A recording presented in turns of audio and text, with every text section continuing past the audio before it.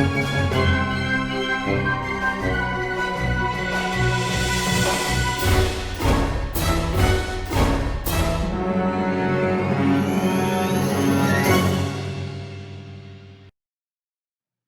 guys, it's your humble host, Eric, if you prefer. So I'm back with another video. You guys remember this case, the Grand Rapids, Michigan police shooting with Officer Christopher Schur? I had made two videos about it, and for a while, nothing had come out, except for maybe a few months back, how they scheduled the criminal trial for March of 2023. Not much to really report on outside of that. However, I decided to look it up just out of curiosity's sake, and it looks like there was an attempt by the defense to get the second-degree murder charge tossed out. Now, you guys already kind of know my stance. If not, there's two videos linked in the description. How I talk about the video when it initially came out and a breakdown of the taser that has a stun gun feature and the use of force, that sort of thing. Now, I am only a unarmed security guard. I have no legal background. I have no criminal enforcement history, nothing like that. But because of the training I had received, I thought I'd throw in my 2 cents and said that I was going to keep posted, or rather you guys updated on this, and something new has come out. So, real quick, because this is very small, let's read. After a judge refused to toss out a second-degree murder charge on Friday, attorneys for former Grand Rapids police officer Christopher Schur say they plan to appeal. It's a decision that could set the criminal trial back months. The defense had argued that Schur was justified in the shooting death of Congolese immigrant Patrick Laloya, who, by the way, let me remind you, had a warrant out for his arrest, I believe, on domestic violence charges from the next state over. I can't remember if it was Kentucky or the other state nearby. Forgive me, my geography is a little bit screwed right now. But yeah, he had already a rap sheet. He was pulled over because the plate on the car he was driving did not match, so more than likely a stolen plate or a stolen car, possibly both. And yeah, he already had a criminal history with the police force, which was not known to Schur, but as I've stated before, officers do not have to have a history to know when they're dealing with a shitbag. Let's continue. During a traffic stop last April based on a 1846 Michigan state law that authorizes police to use deadly force when a felon is attempting to escape, and therefore the second-degree murder charge should be dropped. Go back and watch the video. Laloya was told twice to drop the taser that he so stupidly grabbed, and he would not follow any vocal command from Officer Schur, and Officer Schur made sure that he was heard loud and clear, hey, stop running, let go of my taser, stop resisting, so on and so forth. Let's continue. On Friday, Kent County Circuit Court Judge Christina Elmore said that that was for a jury to decide and ruled that the criminal trial would proceed. After the ruling, Schur's lead counsel, Matthew Bargula, said his team would be filing with the Michigan Court of Appeals. I don't know how anyone can watch the video and think that Laloya wasn't trying to escape or trying to get away. The appeal, however, would most likely delay the start of the criminal trial, which is scheduled to begin in March and last for several months. I don't know why something like that would last for several months. I mean, in my opinion, it's pretty cut and dry, and the fact that the taser itself, which had 2 cartridges that were already spent, still had a stun gun feature on it, which is a pain compliance tool. I mean, I don't know why the trial would last for several months. No idea.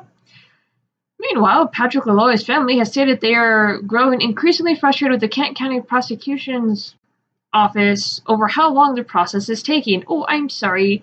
You know, these things actually take time, and yeah, they're supposed to. Kent County Prosecutor Chris Becker says his team has been in communication with them. We told them that this was going to happen today, and we try to keep them up to date the best we can. If the defense loses its appeal, the legal team could make another appeal to the Michigan Supreme Court, which then would delay the start of the trial even further. And you know what? Rightfully so, because in my second video, I read an article, I believe it was the second video, where they were supposed to do a breakdown of the body cam and its features, as well as the taser and all of its features, including stun gun included.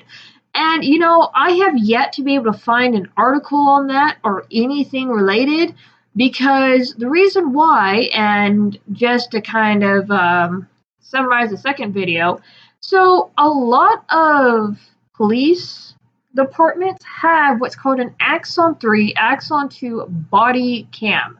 These things have a huge freaking button, and no, this is not the standard for every PD in the United States, but it is a police-issued body cam that you cannot buy online from Walmart, Amazon, or anybody outside of Axon itself, and you have to ask for a quote.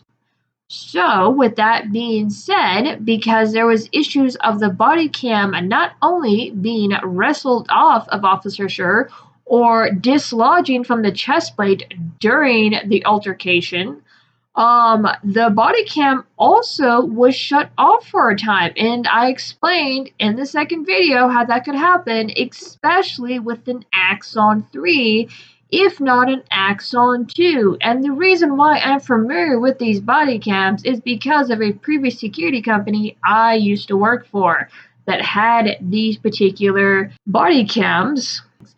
Anyway, this is both a big and small update. Go back and watch the videos. Link is in the description below.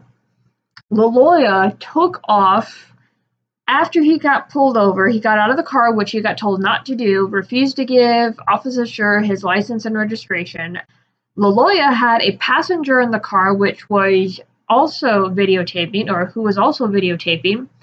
And when LaLoya got out of the car, he asked his passenger to give him his wallet, stood there with the driver's side door open, and then just took off running. Officer Schur, if you look at the use of force chart, because I did also link that in the description of, I believe, the first video, if not the second one, look it up what it is, you will see that there is compliance tactics, control tactics. It's been a little bit while now, but something to also repeat for my own training that I received textually as a security guard, because there's both textual and there is physical, is that if you do not have any hand-to-hand combat, fighting experience, what have you, you are to move to compliance tactics.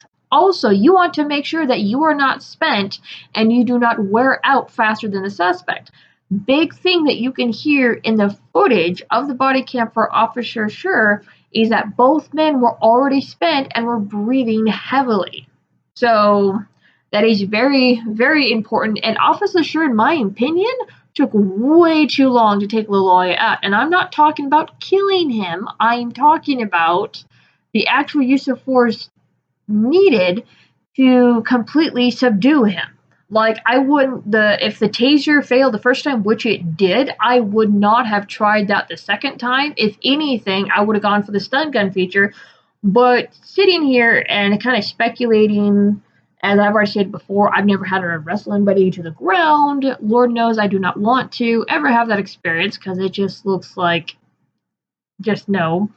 But with that being said, looking at the video footage, is Officer Schur tried twice to use the taser. Twice. And LaLoya grabbed it, refused to let go, and yeah. So, long story short, Officer Schur and the lawyer ended up on the ground wrestling. LaLoya refused to let go of the taser, which was still a pain compliance tool because of the stun gun feature, and Officer Schur practically spent, just like LaLoya, just reached around his belt and got LaLoya in the head because he had a police tool that he refused to let go of. So, and again, Officer Schur, in my opinion, took way too freaking long, way too long, spent way too much energy dealing with Aloy, and you could tell he was trying to be patient and trying to go for the least amount of force humanly possible. He was not aggressive. He made sure his command for loud and clear was very vocal with his commands. Hey, stop resisting. Hey, stop running. Hey, don't get out of your car. Hey, I need your license and registration. Hey, the plates do not belong in this car. Hey, do this, do that. The lawyer refused all of it. And if anything, he was drunk.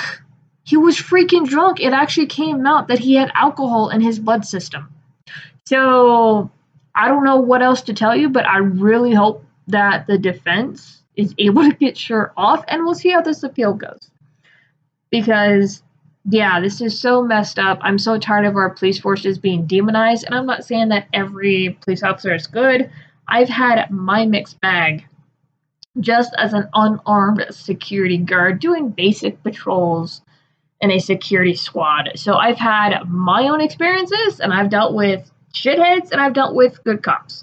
So this is not me saying, hey, back the blue 100%, because no, cops can be shady too. At least I bring up the Uvalde shooting. So with that being said, I'm going to end it here, and I will keep you posted when we have more out. See you later.